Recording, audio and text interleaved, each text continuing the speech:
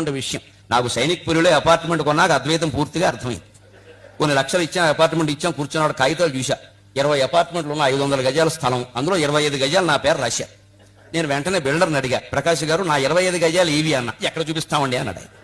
అందులో 20 అపార్ట్మెంట్లు కట్టాక నా 25 గజాలు నాకు ఇవ్వండి, డబ్బు తీసుకున్నారు కదా మీరు అన్నాను. ఎలా చూపిస్తామండి అంటే ఇప్పుడు ఇంత 25 గజాలు ఉన్నట్టా లేనట్టా, కాగితాల మీద ఉన్నట్టు వాస్తవంగా లేనట్టు. ఇంకా అర్థం కావాలంటే అపార్ట్మెంట్ మధ్యలో కూర్చొని నా కుర్చీ వేసుకుని ఇచ్చాం కదా 25 లక్షలు కూర్చోవాలి కదా. కూర్చున్నాక చూసా ఈ అపార్ట్మెంట్ నాదేనా. కాపాడు గరికపాటి నరసింహారావు సన్న సూర్యనారాయణ రిజిస్ట్రేషన్ జరిగింది కదా, డబ్బులు ఇచ్చాం కదా. కానీ నాది కాదని అర్థమైంది. ఈ గోడ చూసా, ఆ గోడ నాది కాదు. అక్కడ పక్కన సరిపడికల పాపయ్య ఇంకోడు ఉన్నాడు, గోడ కామన్.